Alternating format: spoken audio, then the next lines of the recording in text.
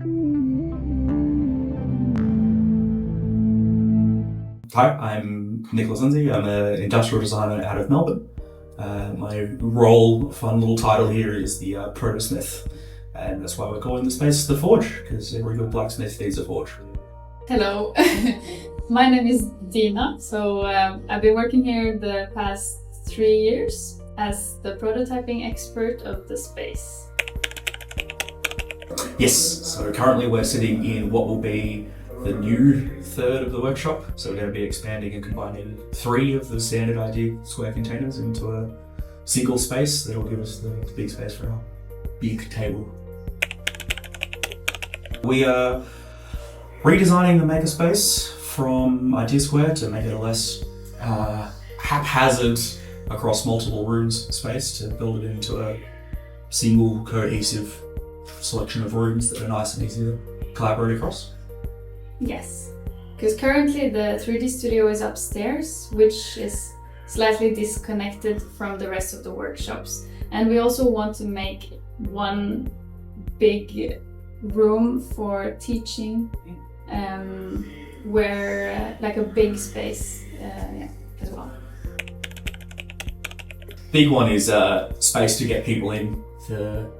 The real big need of this place is we have somehow a lot of rooms but very little places to collaborate. So trying to get it as almost a second big space to put a bunch of people in to work on making an idea development. Blackboard. We need more blackboards in the space. That was Dina's request. The main ones, at least from my perspective, are modularity, giving people the ability to really get in and break down the needs when Dina and I leave the space, wanting it to be able to pass on to the next custodian, making it accessible to people that may not have done prototyping before. For me, the design process was to bring a bit more natural feeling and light into the space. We started the process when I was a student here at IdeaSquare about a year ago now. As a student, I was existing in the space, but found that there was no real space that organically created creativity. A lot of the creativity in the space is very built around the people and the energetic and a lot of bright colours, where a place for prototyping or making often benefits from a bit more of a neutral colour palette or a neutral approach and a natural approach. So that's why for the space, I really, in my early development, wanted to lean into that element of the natural materials, ply, that will give it a really nice open space. That's really also affected where we decided to place the space, ultimately, having it in the front of IdeaSquare, the big windows open up the natural light. And the big one for me as well was modularity, making it able to change and flex as the needs of the space, like IdeaSquare that is always changing and doing variable spaces, allows it to work. Something that was missing as well was a larger area to work together, because the machine shop is like the place right now to do the more hands-on work, woodworking, and it is quite small. So also it's very limiting when we have student groups here to have such a small space. So really opening up, getting a huge table in here, a lot more room to move around and work together in a shared space is something we want. For me, it was my uncle's architecture practice back in a city just outside of Melbourne called Ballarat. He was one of my big inspirations as a young designer, and when I had an opportunity to look at materials and modularity, I took a lot of inspiration from his space, with especially the pegboard style wall. And for me personally as well, the works of Adam Savage from Mythbusters, who is a personal hero of mine, and his approach of first order achievability is what he refers to it as, where it's everything you need is able to just be grabbed and accessed without having to go digging or finding it. Was one of the real big inspirations for it, and classic Northern European plywoods and those beautiful materials and colours that we get out of those, for me, are the big ones. every time I walk into CERN, there's a lot of blackboards everywhere. And here in IdeaSquare we only have whiteboards, which I think is a shame because we're not bringing the spirit of blackboards into IdeaSquare. So we're going to have some blackboards as well.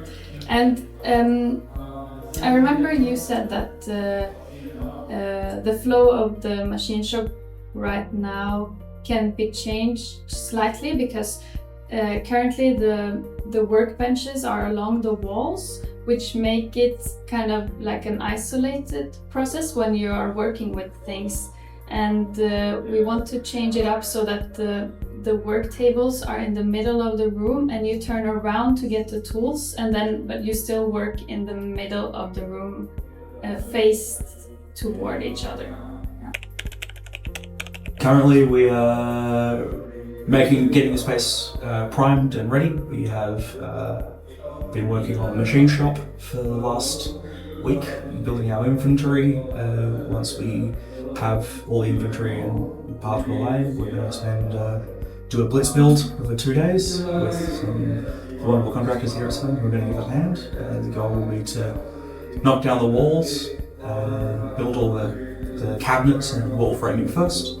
Once those are installed, they'll give us enough space to be able to get in and build the big table, and from there it'll be a lot of getting it set up and fun and making it feel more than just a bunch of cabinets and tables in a room. Well, a lot of the works we've been doing so far has been getting rid of a lot of junk that has been gathering up over the last 10 years that we've been here.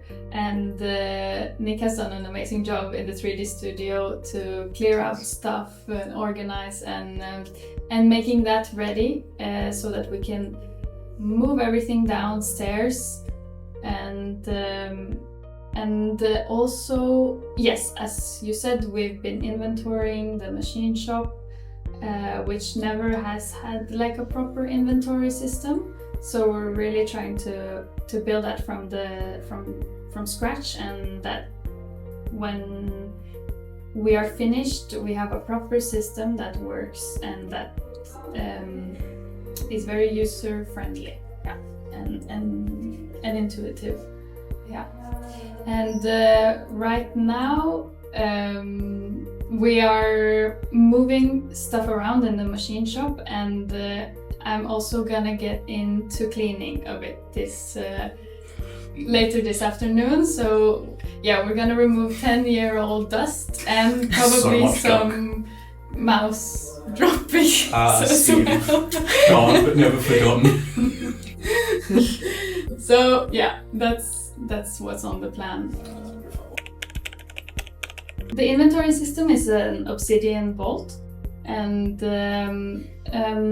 we've created templates for cabinets and units so that it's easy to place items into the machine shop, into a cabinet and into a unit, which is, for example, a drawer. And then you can easily find the things and move them around and restock them and get an overview of everything that you have. It also gives us the opportunity to have a functional map using a system that has wiki style links throughout the whole place, so you can easily find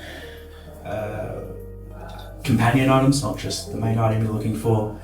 It also allows us to keep track of things like brand and suppliers, so that where do we get these specific tools from isn't lost to time when one of the prototyping techs leaves and a new one takes over. I would love to add a painting booth to IdeaSquare, a full fumigated clean room painting area. This would allow us to do a higher fidelity prototyping again.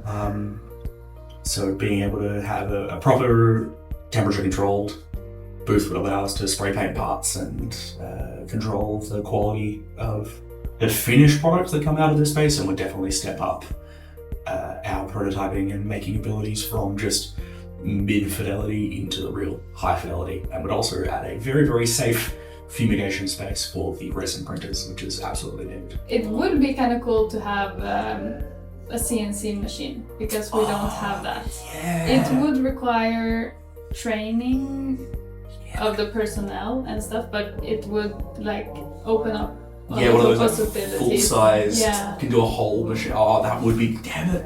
Can I change my answer? So it's kind of the opposite of a 3D printer, where you a big machine that you can program, where you move material. Yeah.